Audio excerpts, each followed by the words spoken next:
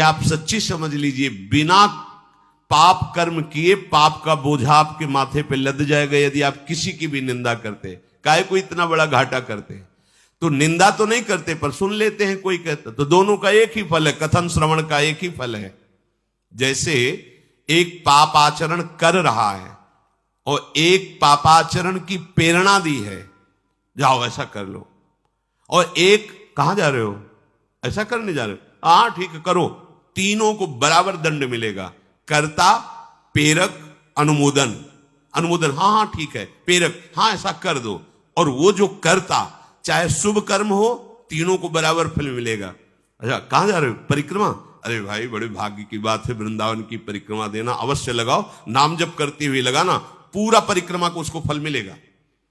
अच्छा बैठे क्या कर रहे हो, 2-3 घंटे आप ऐसे बातचीत में नाम कीर्तन करते हुए परिक्रमा लगाओ ना वृंदावन की, चलो छाह लगाते, ये प्रेरणा हुई, वो अनुमोदन हुआ और वो परिक्रमा लगा रहे, तीनों को बराबर फल मिलेगा। ऐसे ही पाप कर्म में है, कर्ता, प्रेरक, अनुमोदन, तीनों को बराबर दंड मिलता है।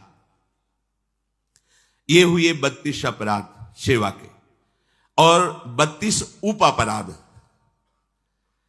राजा के अन्न का भक्षण करना उप अपराधों में आता है। यदि वो वैष्णव नहीं, भगवत प्रेमी नहीं है, तो राजअन्न को निषेध माना गया है। अंधेरे में श्री विग्रह को रखना, जहां श्री जी विराजमान है वहां एक दीपक ही चाहे जल ले, लेकिन जलना चाहिए, प्रकाश रहना चाहिए। अगर प्रभु शयन भी कर गए तो भी एक दीपक जलना चाहिए। अब तो दीपक की बात ही क्या है, अब तो लाइट व्यवस्था है, तो छोटा सा प्रकाश का ऐसा।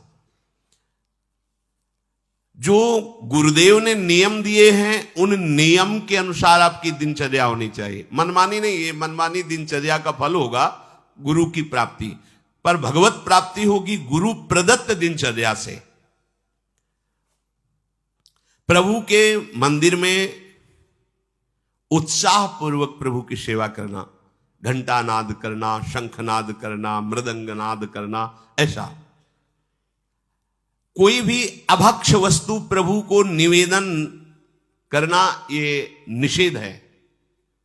भगवान ने सब बनाया है तो भगवान को सब हम तो प्याज लहसुन का भी भोग लगा देते हैं। कुछ लोग कहते हैं यह अपराध है, बिल्कुल नहीं।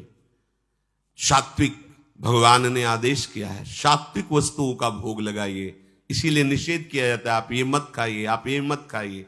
अरे क्या है, इतनी सी जिह्वा है, यहां से स्वाद खत्म है, यहां से स्वाद है नहीं, केवल इतनी जिह्वा में जितनी देर रहेगा उतना ही स्वाद है। काहे को इस दुष्ट को इतना चंपल बना दो कि दूसरों का हत्या करके मांस खाने के लिए राजी हो जाए, दूसरों के जीवन को नष्ट करने वाली बना दे। ये स्वादेंद्री, रसेंद्री, इसको, ये बड़ी दुष्ट है, इसको शासन में रखो। कुछ नहीं होना, बस इतने से यहां गया, घाटी के नीचे माटी मल बन गया, कुछ नहीं है, बाहर है तो बेकार, बस उतने ही में स्वाद है। ये आज तक तृप्त नहीं हुआ, जीवन हो गया इसको खवाते हुए।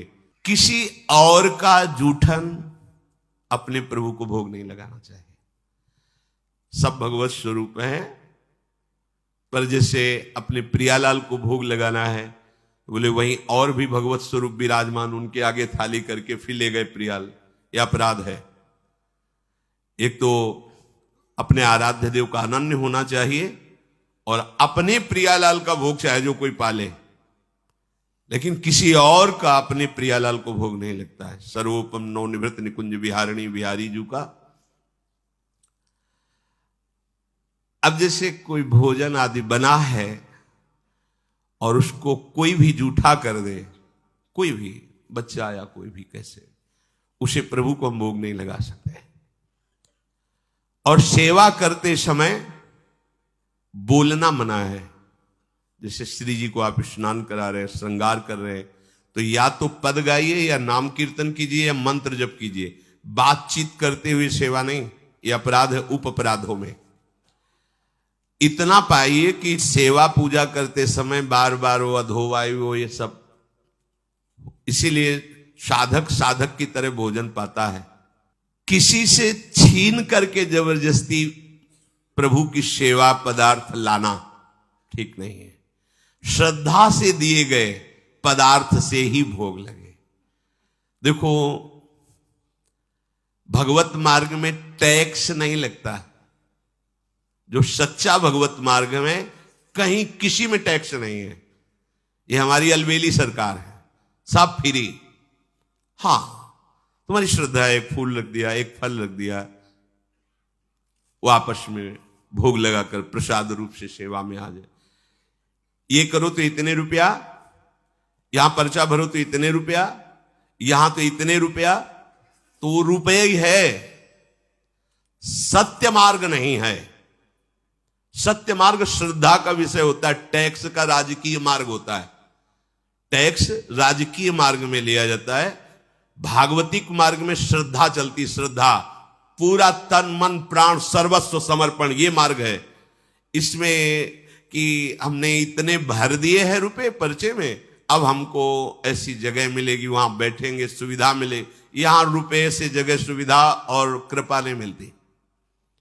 यहां मन देने से, प्राण समर्पित करने से, अभिमान समर्पित करने से हमारे हरि की कृपा की प्राप्ति होती है। तो किसी से जबरदस्ती, वो जबरदस्ती ही माना जाता है कि अगर तुम्हें अमुक तो फिर भरो इसमें, वो हमारे ठाकुर जी को स्वीकृत नहीं होता। हां, भाव से आया है तो देखो, शबरी जी जूठे बेर प्रभु को अर्पित कर रहे हैं, वाह वाह करके पा रहे। जूठे का तात्पर्य यही हुआ कि पहले चेक किए कि इस पेड़ का बेर खट्टा तो नहीं है, फिर आचमन किया, फिर वो फल उतार कर प्रभु को पवा रही है।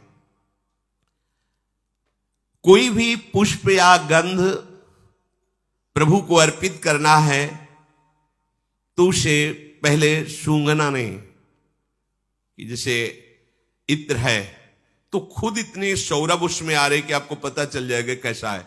अब उसको ऐसा नहीं कि हाँ ठीक है श्री जी को लगा, नहीं, वो सौरभ आ रहे, खुद पता चल रहा है। आपने पुष्प लिया, सूंघा, फिर वो श्री जी को वो अर्पित करने लायक नहीं है। निषिद्ध पुष्पों से प्रभु की पूजा ना की जाए, जो प्रभु को चढ़ाने के लिए निषेध किए गए हैं।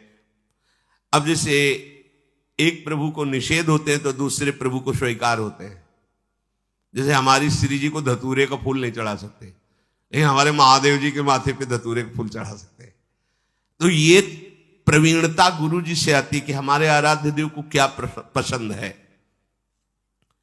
प्रभु के सेवा कुंज में, सेवा में प्रवेश के लिए पूर्ण पवित्रता, वस्त्र पवित्र, ऐसे नहीं कि ऐसे उठे और ऐसे नहीं, पूर्ण पवित्रता से जाइए।